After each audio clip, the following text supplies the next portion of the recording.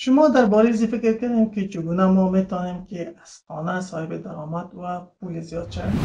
شما درباره این فکر کردیم که ما میتونیم که با یک نوع کار از 3 منبع پول به دست بیاریم، و یا هم شما نظر به شرایطی که موجوده در کشور است نمیخواین که بیرون از خانه کار کنین یا علاقه ندارین که بیرون از خانه کار کنین و میخواین که در داخل خانه صاحب درآمد. پس اگر میخواین همچون چیزا رو بیاموزید و یاد بگیرین، در ادامه ویدیو با ما باشید.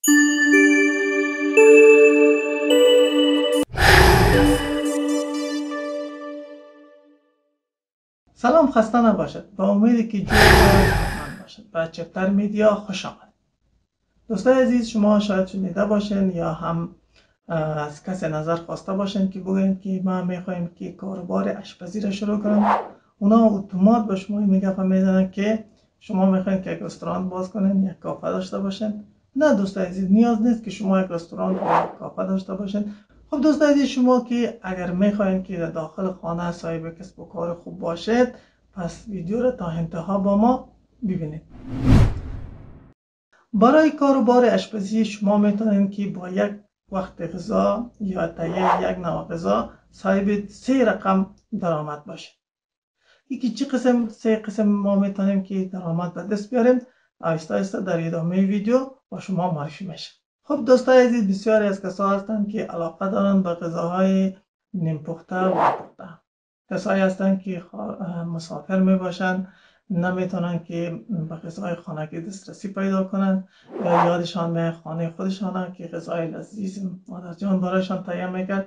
شما هم کوشش کنید که بسیار غذای خوب نیم خام و نیم پخته را پخته کنید. به خاطر زیما شما میتونید که بسیار از مشتریان را جذب کنید. با پیشرفت تکنولوژی و علم و تجربه افراد، امروزه هیچ نوع میوه نمانده که او خشک نشود. شما میتونید که انواع مختلف میوه ها را خشک کنید و به مردم به عرضه برسانید. در پولی میوه ها هم میتونید که شما از سبزیجات، یعنی از سبزیجات خشک کرده استفاده کنید. مانند اقسام مختلف شما میتونید که مرچ بسازید که شما میتونید که از مختلف نوع سبزیجات خشک کنید و به بازار عرضه کنید. خب دوستای عزیز، بسیاری از کسایی هستند که علاقمند خاص به ترشی یک ولایت یا یک منطقه خاص داره که شما میتونید به طرز همون منطقه ترشی های مختلف بسازید و برای مردم به فروش برسانید. در پالی ترشی شما میتونید که از انواع مختلف مربای میوه‌جات نیز استفاده کنید که بسیار زیاد مزه‌دار و خوشمزه است که امروزه بسیار زیاد مشتری ها دارد. متوجه باشین که در زمان فروش به پیکینگ یا اما شکل خطی بسیار زیاد متوجه باشین، چون که بیشترین کسایی که علاقمند در این موضوعات است خوش دارن که پیکینگشان بسیار خوب و عالی باشد تا که بسیار زیاد مشتری را شما جذب کنه. آموزش آشپزی یکی از معیارهایی است که شما میتونید که واسطه آن پول به دست بیارین. دختر خانم‌ها هستن که تازه میخواین عروسیشان شود یا هم عروسیشان شده به آشپزی بلد زیاد نیستن، اونا علاقه دارن که از یک استاد از یک کسی انواع مختلف غذا را یاد بگیرن. شما میتونید که با تدریس معیارها و برنامه‌های آشپزی صاحب کسب کار خوب باشید.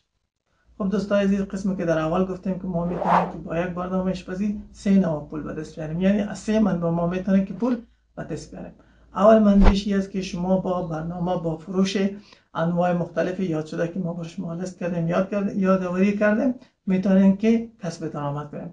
دومی است که شما میتونید که کتاب آشپزی بنویسید. همین برنامه آشپزی را که شما روزمره برای مردم تهیه میکنین یا جور میکنین، میتونید این را به شکل آموزشی در صفحات یوتیوب، در اینستاگرام، در واتساپ یا هم در سیدی ها بفروشن. کسانی بسیار زیاد هستند که علاقه دارن که از طریق آنلاین برنامه آشپزی را بیاموزند. خب دوستان عزیز، اگر شما علاقمندی خاص به کسب و کار آشپزی ندارین، ما یک برنامه دیگه هم ساختیم که مخصوص دختر خانم‌ها چندیده است. میتونید که در لینک بالا او را ببینید که از آن میتونید که چندین برنامه بیاموزید. سومین منبع درآمد ما در موضوع آشپزی، بسیاری از شرکت ها هستند که میخواین تولیداتشان به اعلان گذاشته شود یا از تولیداتشان استفاده صورت گیرد. خب شما دوستای عزیز میتونید که همراه از شرکت ها قرارداد بسته کنید که بگویید که مثلا از مواد غذایی که شما به فروش میرسانید از آنها استفاده میکنید. در برنامه آشپزی خود یک نوع خود شرکت ها هست که برای شما پول میدهند که شما تبلیغات مواد غذایی آنها را انجام بده. به یاد شما باشد که در شرایط کنونی کشور ما کار پیدا نمی شود، بلکه کار ساخته می شود. باید شما کار بسازید، یعنی میتونید که از راه های مختلف پول به دست بیارید. چینل ما را همراه خود سابسکرایب کنین. اگر شما کدام پیشنهاد نظر دارین هم در کامنت برای ما بنویسید. اگر میخواین که یک کار جدید آغاز کنین و نمیدونین که از کجا و چگونه باشد هم کامنت کنین. ما به ویدیوهای آینده، هفته‌های آینده، روزهای آینده برای شما به معرفی میگیریم. تا هفته بعد، الله نگهدارتون.